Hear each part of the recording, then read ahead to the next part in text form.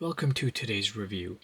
If you appreciate a simple and elegant watch at an affordable price, this may just be the hidden gem that you were looking for.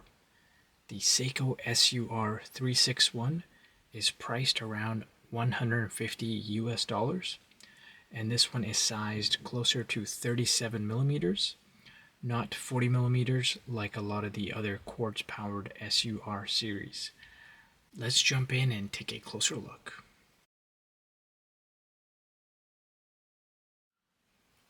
Case diameter is just under 37.5. Lug to lug is 44.5. Thickness is 9.2 millimeters up to a flat hardlex crystal.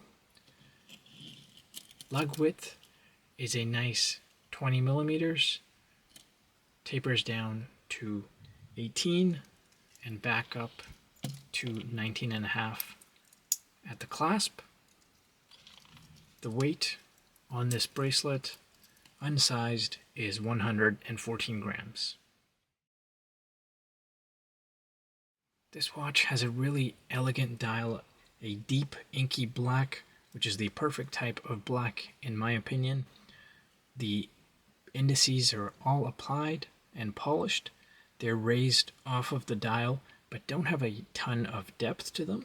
They still do provide a nice, elegant appearance. There are lume dots on the minute tracker, which give the dial a slightly more casual appearance, and the added functionality of being able to read the time in the dark. The second hand is aligned perfectly with the minute tracker as it ticks along. That's always a bit of a gamble with a quartz watch, so I breathed a sigh of relief when I first saw it aligned. Simple pencil style hands, all polished and filled with Seiko Lume Bright. Let's take a look at a quick lume shot now. As always, the Seiko Lume Bright does not disappoint, especially there on the handset where you have plenty of lume application. The date cutout at 3 o'clock houses the day and date.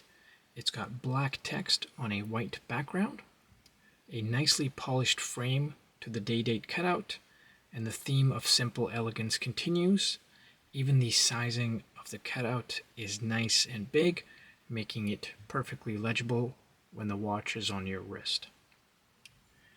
Very minimal text on the dial, just the applied Seiko logo and the movement number at the bottom below 6 o'clock, along with Japan. I almost wish that there was some text above the 6 o'clock marker, perhaps the 100 meters of water resistance. This one has a very attractive case design. The lug design reminds me a little bit of the Omegas with the twisted lugs. This one, however, just has a polished section on the inside of the lugs, and there are two brushed surfaces.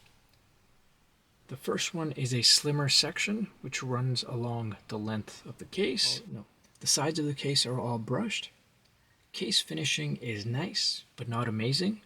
The transitions between each of these surfaces are definitely not very sharp and don't give the impression of a very high quality finish, although this is what you would expect at this price range. There is a simple unsigned push-pull crown, which give the watch its 100 meters of water resistance. The first pull allows you to adjust the day in one direction and the date in the other direction. And pulling it out all the way will let you adjust the time.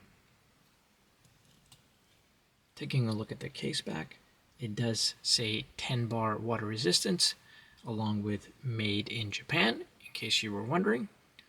While we're here, we'll take a closer look at the bracelet. So starting off with the hollow end links, and as we close this clasp, you can take a closer look at the sides of the links. So the sides are all brushed. The finishing on the bracelet is all brushed, with the center link having two polished sections. The links do appear quite large and a bit chunky for this case size. Simple pressed clasp with the signed Seiko logo and only 2 micro adjustments.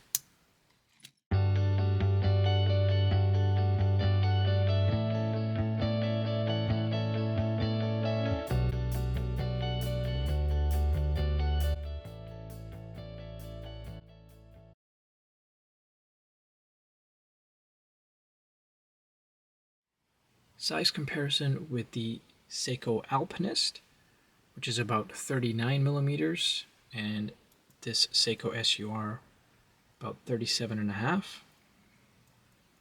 And here it is from the side. Dial appears to be similar in size, however the SUR, of course, a lot thinner. And here's a size comparison with a Seiko 5. So I would say the Seiko 5 does have noticeably better case finishing, better quality of polishing, much better transitions between brushed and polished surfaces. And the SUR is at a bit of a disadvantage since it's mostly brushed finishing. But just a side-by-side as they are similarly priced. Of course, if you want an automatic, the Seiko 5 would be the choice between the two, but they are a little bit chunky, and there is the issue of power reserve if you're not wearing it on a regular basis, whereas the SUR, of course, has the quartz, and it is a lot thinner. A very interesting model from Seiko. One could easily see this being a great everyday watch. The pros, I would say, are the Seiko reliability, of course. The 100 meters of water resistance is nice to have. It's got a good compact size. It can tuck in underneath a shirt or sweater cuff. And it does have the Seiko LumiBrite along with a day-date complication, which can come in handy. On the con side, I would say the bracelet is not great. I would definitely want to put this on a strap, and it does have the 20 millimeter lug width, so that should be easy enough. There have been some similar models in the past by Seiko, and they tended to have 19 millimeter lug width. The other thing is that there is no sapphire crystal, so you do just have hard licks here. At this point, I don't think I will end up keeping this one.